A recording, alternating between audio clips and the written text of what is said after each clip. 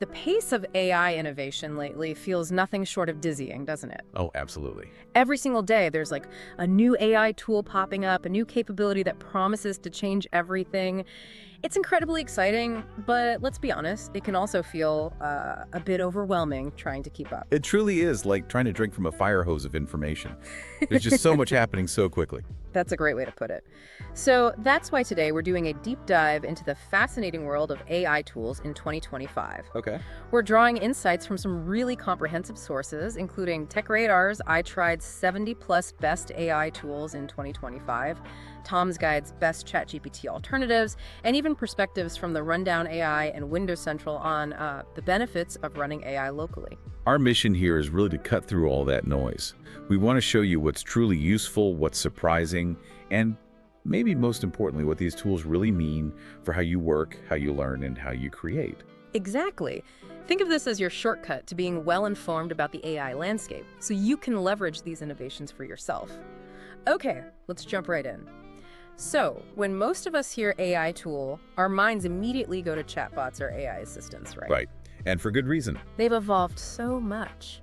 What does our latest deep dive tell us about the leaders in this rapidly changing space? Well, what's truly fascinating here is how these assistants have matured into what we call multimodal partners. Multimodal. Yeah, I mean, they're not just about text anymore. They can understand and generate images, audio, and even video. It's a huge leap in how we interact with them. Okay, that certainly expands the possibilities. Let's start with the big one, ChatGPT. What's new with OpenAI's flagship? Well, ChatGPT, especially with the GPT-4o model, is really highlighted as a true all-in-one assistant.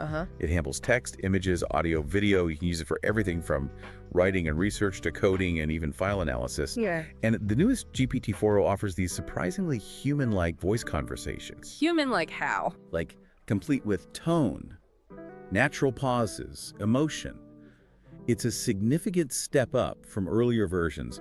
Really feels more like talking to something. And I've heard about it becoming more agentic. What does that really mean for how we'll use them? That's a key development. The O-series models are starting to behave like, well, agentic assistants. Meaning they can intelligently decide when to use other tools like maybe run a web search or generate an image with Daily on their own based on your prompt. You don't have to specifically tell them to do each step. Okay, that's smart. Yeah, and plus, it remembers your preferences and past interactions for smoother workflows, which is incredibly useful if you're doing consistent work. Are there any downsides noted? The main drawbacks mentioned are that its web browsing isn't always as reliable as Google's for, live, verifiable sources. Yeah. And it doesn't sync directly with real-time documents like Google Docs or Sheets. Ah, okay. Well, that brings us directly to Google Gemini then.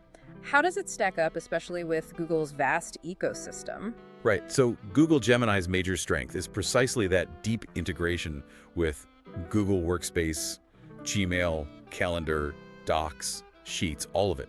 Makes sense. This makes it pretty ideal for planning and multitasking if you live inside that personal Google ecosystem. And a key advantage is its auto-verification with Google Search. How does that help? It significantly reduces hallucinations, where the AI might just make things up. So you get more reliable information, generally. Is there a but?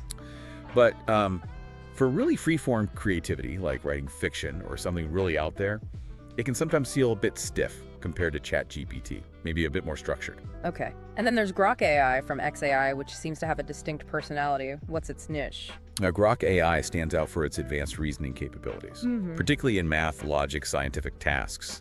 It offers these think and big brain modes for those complex queries. Interesting mode. And it boasts a real-time deeper search feature, pulling live data from the web and X, formerly Twitter. That's pretty powerful for current topics. Any drawbacks there? The sources do note that its user experience can sometimes be a bit clunky. And its tone, well, it can occasionally be too casual or sort of offbeat for some users. Plus, full access requires an X Premium Plus subscription. Gotcha. So you've got the all-rounder, the Google ecosystem powerhouse, and the witty real-time analyst. What's the bigger takeaway here for someone trying to navigate this sort of primary assistant landscape? I think the key insight isn't really about finding one single tool that does everything perfectly, because honestly, none truly do yet. Right. It's more about recognizing that the best AI for you is probably the one that seamlessly integrates with your existing workflow or, your personal style. The market seems to be maturing to offer these highly specialized personalities and integrations. So tool selection becomes really important. Exactly. As important as the tools themselves. That's a great point. So beyond these big three, what are some other notable general AI assistants that offer unique approaches? It's clear the landscape is much broader. Oh, definitely. And this raises the question, what kind of assistance do you truly need? Because there's probably an AI assistant tailored for nearly every preference now. Like? Well, for instance, there's Claude from Anthropic.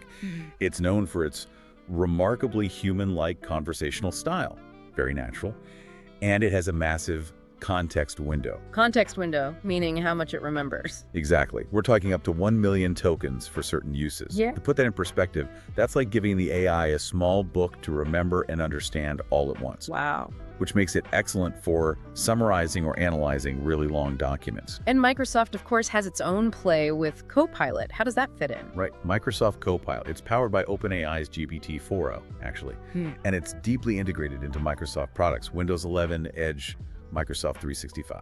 So similar integration advantage like Gemini, but for the Microsoft world. Precisely. It offers custom chatbot creation, daily image generation, even a Suno AI music generator plugin. Yeah. And there's a neat feature called Copilot Vision. What's that do? It allows Copilot to sort of see what you're viewing in your browser, so it can provide context-aware assistance, help that's relevant to what's literally on your screen. Okay, that's clever. It's clear that chatbot barely scratches the surface now.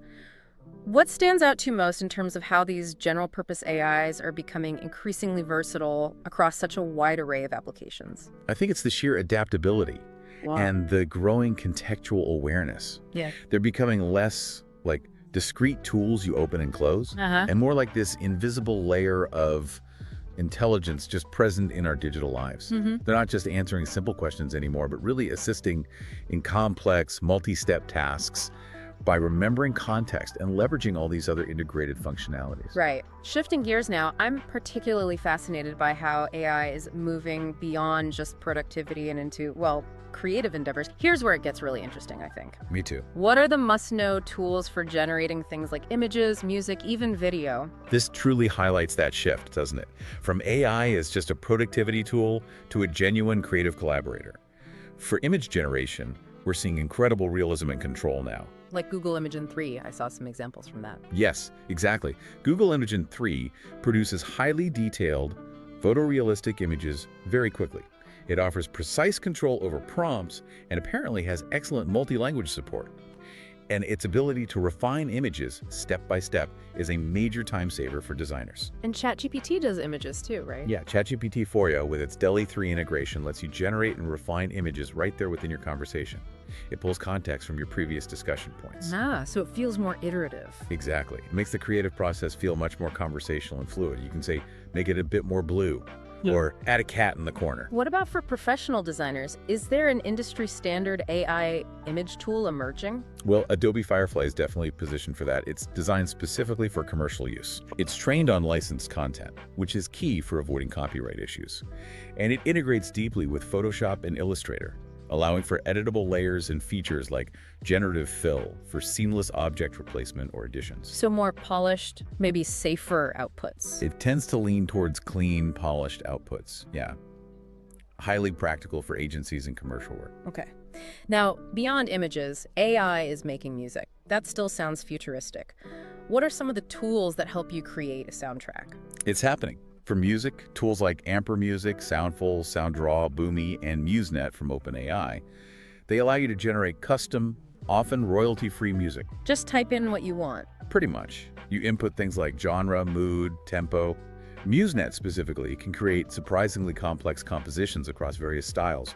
The real breakthrough here is how it lowers the barrier to entry for custom sound design. So even someone without musical training could create something usable. Exactly. For videos, presentations, games, whatever you need. And for voices, both generating them from scratch and changing existing ones. What's available there? Quite a lot now. Murph.ai, Play.ht, Levo.ai. They create realistic, human-sounding voices in multiple languages and accents. You can customize pitch, speed, emotion to some extent. And voice changing. For voice changing, 11 Labs is often cited for exceptional realism and its voice cloning capabilities. Voice cloning, like making it sound like anyone. Potentially, yes, though there are ethical safeguards. Some creators are even exploring using it to potentially earn from their cloned voice. The quality has reached a point where it can be very hard to distinguish from actual human speech. Wow. And I guess it can make videos too. It absolutely can. Tools like DeepBrain, Synthesia, Pictory, Wave.video, Steve.ai, they can convert text, images, audio into pretty high-quality videos. How does that work? Synthesia, for example, offers customizable templates and multilingual support. You can pick an AI avatar, type in a script, and it generates a video with the avatar speaking your text, often with supporting visuals. Ideal for training or corporate communications, especially for global audiences. Wave.video gives you stock assets too. The speed must be incredible. The speed at which you can now go from just a script to a polished video, complete with AI avatars and voiceovers, is really transformative for content creators. The creative possibilities are just mind-boggling. It really makes you wonder how traditional creative processes will adapt when so much is being handled by these intelligent systems, doesn't it? It absolutely does. But I think it's less about replacing human creativity entirely and more about augmenting it, freeing up artists and creators to focus on the higher level conceptualization, the unique vision, rather than maybe the more repetitive or technically demanding tasks. That's a good perspective. Okay, so beyond the splashy creative applications, AI is also quietly revolutionizing how we handle everyday tasks and specialized workflows. What are some of the most impactful tools in these areas that, we should be aware of? Right. This is where AI truly shines in automating the repetitive stuff, freeing us up for more complex strategic work. Let's maybe start with getting your online presence set up. Okay, like building a website. Yeah. That used to be a huge undertaking for many. How is AI changing that? Massively. Website builders like Wix, Hostinger, and GoDaddy now use AI to generate entire website drafts, layouts, content, even logos from just a few simple prompts about your business or project. Really? An entire draft? Yeah. Hostinger is highlighted in some sources for its incredible speed, apparently creating basic sites in under a minute. Wix offers extensive drag-and-drop customization on top of the AI-generated draft, making professional-looking sites accessible really quickly. GoDaddy excels with built-in marketing tools. That's amazing. And for all those meetings we seem to have, what about AI notes apps? Are they actually useful? They can be game changers. Notes apps like Jamie and Fireflies.ai are getting really good. Jamie, for instance, records and summarizes meetings privately. NoBot joins the call and delivers polished transcripts with action items, often in under 10 minutes. Wow, action items included. Yeah. And Fireflies.ai automatically joins calls, provides searchable transcripts with timestamped highlights, and integrates with lots of tools like Slack and Salesforce. The key insight here isn't just transcription anymore. Right. It's how AI is actively extracting key decisions and action items. That saves hours of manual follow-up. I can see that being huge. Translation has come a long way too, I imagine, beyond just basic Google Translate. It certainly has. While Google Translate and Microsoft Translator offer broad language support, DeepL is often praised specifically for its accuracy and attention to linguistic nuances. Like capturing the right tone, the subtleties of language. It even retains document formatting when translating entire files, which is a big deal for professional work. This focus on nuance makes it a standout, ensuring context and tone are preserved. Okay, good to know. Moving into areas like content creation, marketing, sales, what's AI doing there? A lot. Tools like Sprout Social, Heyday, lately mentioned Brandwatch. They leverage AI for social media management, scheduling posts, even generating content like relevant hashtags and captions, and monitoring brand sentiment online. So automating social media tasks. Yeah, and more. Quillbot helps paraphrase and summarize text for different platforms. Flick specifically focuses on social media growth using AI-powered ideation. The big shift is moving from simply managing social media to proactively generating engaging content and understanding your audience sentiment at scale. Zapier uses AI to help automate workflows connecting different apps, like for lead capture. Sounds powerful for businesses. What about the financial world, particularly trading? Is AI playing a role there? Oh, definitely. For trading, AI platforms like Tickeron, SignalStack, StockHero, TradingView, TrendSpider, they use complex AI algorithms for market analysis, pattern recognition, automated trading strategies, and risk management. So AI making trading decisions. It can, or provides deep insights to inform human decisions. The speed and analytical power AI brings to volatile markets is truly transformative for both beginners and veteran traders. Okay, and finally, what about AI's impact on research, education, and maybe for students specifically?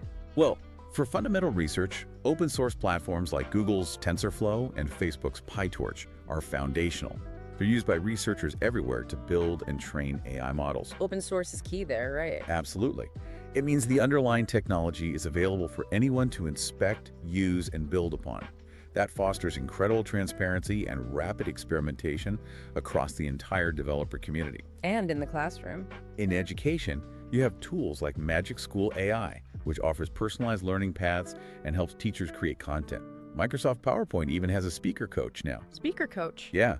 It uses AI to give you real-time feedback on your public speaking pace, pitch, filler words, things like that. Incredibly useful for students practicing presentations.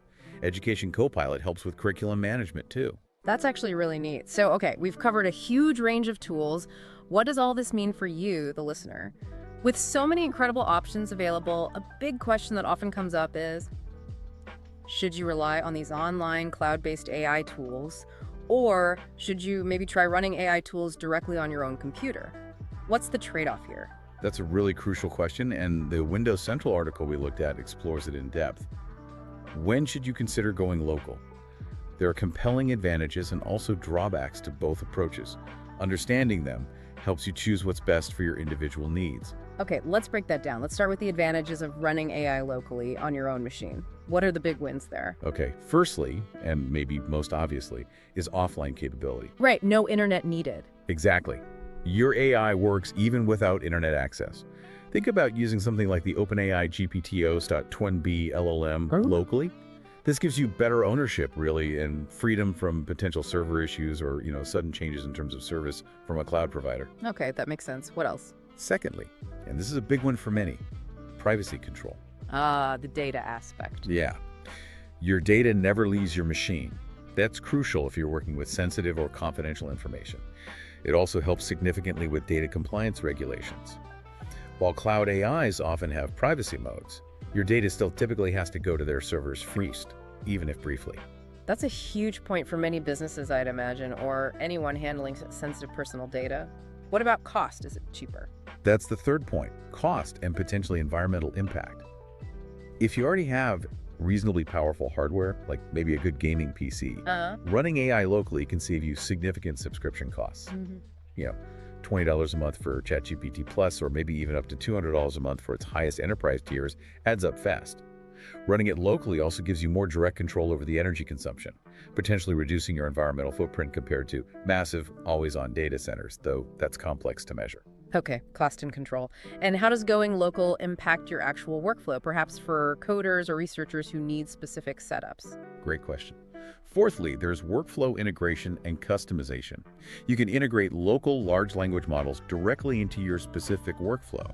For instance, having an AI coding assistant running entirely inside your VS Code editor, powered only by your machine. Total integration.